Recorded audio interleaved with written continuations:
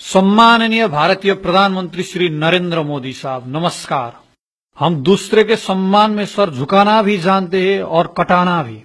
जब आप नेपाल आए और संसद में नेपाली भाषा में बोले तो अपने 3 करोड़ नेपालियों के मन को छू लिया, क्योंकि हम भी पड़ोसियों का हो या फिर अपना, दोनों को घर मानते हैं और दोनों के भाषाओं को सम्मान करते हैं। इसलिए हम भी आज हिंदी में बोल रहे हैं। आपने कहा था, भारत और नेपाल के संबंध उतने ही पुराने हैं जितना हिमालय और गंगा पुराने हैं, और इसलिए हमारे संबंध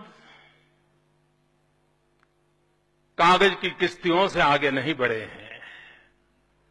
हमारे संबंध दिलों की दास्तान कहते हैं। क्या आप इसे दिलों का दास्तां कहते हैं, जो इसलिए टूटा क्योंकि हमने संविधान बना ली? ये तो ऐसा बात हुआ ना मोदी साहब कि मेरे पड़ोसी को लड़की पसंद आई, शादी कर ली और मैं उससे रुठ गया हूं, दोस्ती खत्म कर ली क्योंकि मुझे उसकी बीवी पसंद नहीं। इसे ये प्रतीक होता है कि आप नेपाल में संविधान चाहते ही नहीं, नेपाल में शांति और नेपालियों के खुशहाली चाहते ही नहीं। मुझे एक बात याद आता है, भारत की सेना के फील्ड मार्शल एक बहुत बढ़िया बात बताते थे। वो कहते थे कि कोई सेना का जवान ये कहे कि मैं मृत्यु से डरता नहीं हूं, तो मान लेना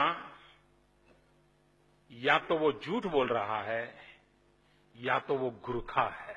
तो क्या आप अब उन्हीं 3 करोड़ नेपालियों को मारना चाहते हैं जो मरने से डरते ही नहीं, और वो जिनके वीरता के दम पर सुरक्षित खड़ा है आपका देश? या फिर आप उन गोरखा को डराना चाहते हैं जो अपने आप में डर का दूसरा रूप है, जिनसे एक जमाने में हिटलर भी डरा था? आप मानते हैं मोदी साहब, भारत के स्वाभिमान के लिए, भारत की रक्षा के लिए नेपाल का बहादुर मरने मटने के लिए कभी पीछे नहीं रहा। हाँ, हम दूसरे के स्वाभिमान के लिए मरते भी है और मिटते भी है, पर आपको पता नहीं होगा मोदी साहब, जब बात हो अपना स्वाभिमान का, देश की स्वाभिमान का, तो हम मरने मिटने नहीं जानते, सिर्फ मारना जानते हैं। आप तो ऋषि मन का उद्घोष कर रहे थे ना मोदी साहब? ऋषि मन होना जरूरी होता है। क्या आप इसे ऋषि मन कहते हैं, जो दूसरे के बारे में सोचता ही नहीं है, जो स्वार्थ से भरा पड़ा है? आपने कहा, क्यों आप मेरे हैं, हमारे हैं, हम आप अलग हो नहीं सकते। पर यह तो सिर्फ एक दिखावा या सिर्फ कहने के लिए था। आज आपने ये बात साबित कर दिया, जिस देश ने शांति का अग्रदूत गौतम बुद्ध को जन्म दिया, उसी देश में हिंसा क्यों भटका रहे हैं आप? क्यों हमारे आंतरिक मामला में हस्तक्षेप कर रहे हैं? आपके इस व्यवहार के कारण कितने लोग घर बार विहीन हो गए, कितने मरने वाले, कितने अनाथ हो गए, पता है आपको? महाभूकंप के विनाश से टूटे हुए हम संभालना सीख रहे थे, आपने तो फिर बिखार दिया। हम नाकाबंदी के कारण न दशहरा हुआ न दिवाली, दवा न आने से अस्पताल में लोग मर रहे हैं और आप कहते हैं कि हम आपके हैं। कोई अपना ऐसा करता है क्या? आप साबित क्या करना चाहते हैं कुछ नेपालियों को भटकाकर? आप ही ने कहा था ना, बॉर्डर बैरियर नहीं होना चाहिए, तो आज क्यों आप उन्हीं बॉर्डर को बंद कर रहे हैं?